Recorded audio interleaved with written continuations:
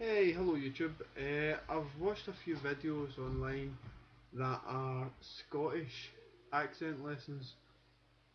Now, these lessons usually are not fully informative, and they don't let the person really understand what the Scottish accent is like. Now, by that I mean usually they'll say a couple of things in Scottish and they'll baffle you a little bit, and maybe you'll get something from that, maybe you won't. But what I intend to do with this video is teach you some rules so you can take sentences in English and add the Scottish twist to them. Because that's all it is, it's all based upon the English language, just with a twist, like any accent. So this video is a good video because one, you've got a Scottish person teaching you. I'm from Scotland, and I'm from a tourist place of Scotland. I'm assuming Glasgow would be the tourist hotspot, so therefore this is where people want to learn the kind of Glasgow accent. If you go all the way to Edinburgh, you'll probably have a mildly different accent, but some of these rules might even apply there. And the Edinburgh, maybe that's a tourist hotspot, but I think I read somewhere that Glasgow is more populated or something like that. So yeah, the rules are basically, yeah, I've explained that. So yeah, one, you've got me. I'm Scottish, come from Glasgow, and two, I'll be giving you proper rules, proper guidelines, and you can maybe even take a sentence in English like, "I will go to the shops at 5 o'clock," and you can add some of these rules to it, twist it round a bit, and maybe you can have an outcome at the end of it which will be pleasing.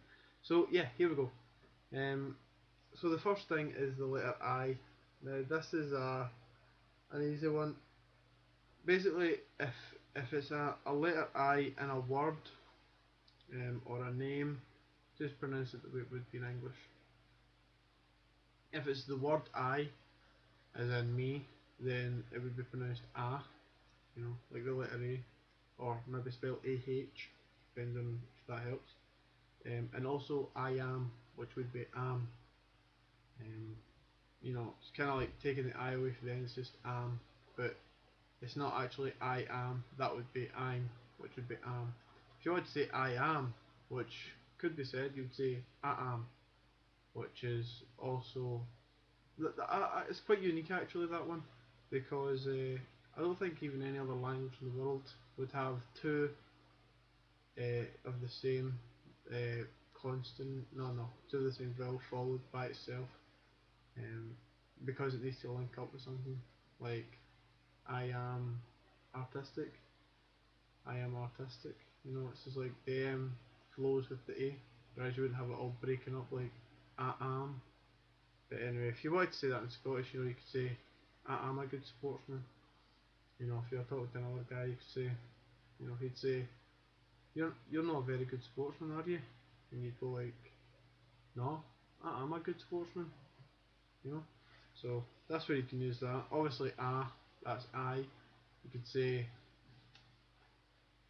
you know, if you're saying the full sentence, go, I will go to the shops. Whatever. Then you've got I'm. So I'm going to the shops. There you go. So maybe you even picked up some extra words there. Next one is the letter T. Silent in all cases, unless it's at the beginning of a word, or if it's at the beginning or if it's in the middle of a word that the original word was like the negative of a word, like I'll explain it. So letter T silent unless at the beginning of the word, or unless it's at the in the middle of a negative. So if you say something like touch, and then you've got to say untouchable. There's no arguing there. Touch, untouchable. Um, tame, untamable. That's one way in Scottish where the T would be pronounced. The other way would be if the T was at beginning of the word. For example, till, you know, like a cashier's till, or taunt, or um, takeaway, you know, whatever. But if the T's in the middle of a word or at the end of the word or whatever, it's silent. So water would be a good one of that. Water, not water, water. So that's water. Let's see what else have we got. No, I didn't write any other ones down, so let's think of ones. Bloater. Fat. You see, that's at the end of the word fat. It's just like I believe Chinese people would find it more easy to pronounce this. It's like you cut off the thing in the middle, so if you're going like you just chop it off. So it's like fat. Just you chop it off at the end of the word. So you've got fat, bloater, water. You've got all that stuff. So yeah, and this will apply to any word. So you can twist that if you're thinking more words with T in the middle. Yeah, you can do that. Another thing I've got here is AL. At the beginning of a word is basically pronounced O. So instead of alright or altitude, you might have maybe alright or altitude, and that's true. But that was words. If it's a name like Alan, and you don't say Olin, just call him Alan. That's his name. Names, no. Words, yes. As far as I'm aware, that's true. Any other words beginning with AL can be pronounced O. That includes like, well, yeah. So yeah, it is, yeah. ERE is pronounced ERR. So ERE would be in like where, and in this case we could say air, ERR, where, which is quite confusing because of the past tense and stuff. But in the present tense, where are you? Where are you? You know. Aye, so where,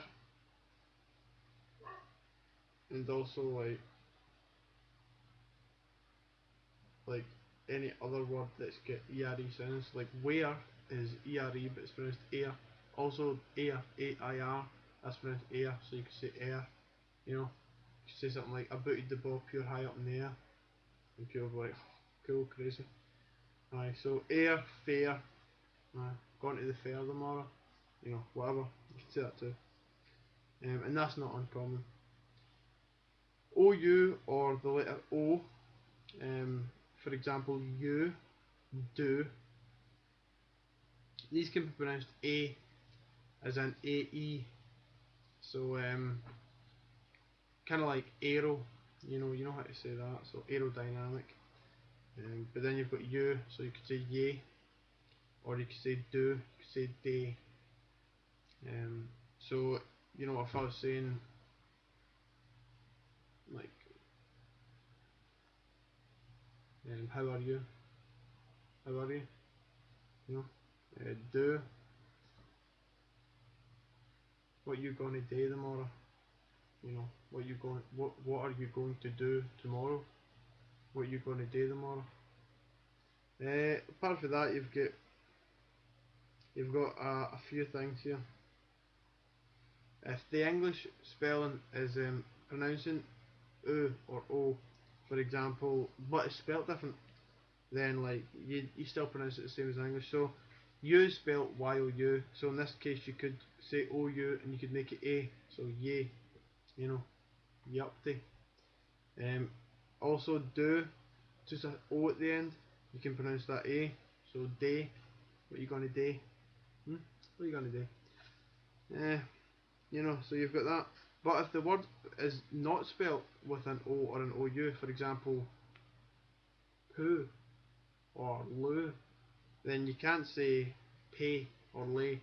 If it's to do with English spelling here, if it's two O's or something like shoe, O-E, then you couldn't say shay. You could maybe say that, but it'd be weird. But yeah, but for unless it's O-U or O, you can't say A. If it's O-O or O-E or some other spelling that sounds like O, then yeah, sure. Just pronounce it the same as English.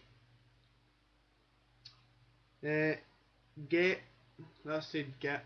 I think that's the only exception, because apparently no other words are pronounced that way. So like if I took another word similar to get, like jet, met, they wouldn't be pronounced met or get. No, met or jet would it be?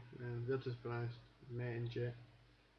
Um, so I have a lot more. I might stop it if the dogs bark. Yeah, of course, this is the typical one, the rolling R. Now, I don't know if this is 100% true.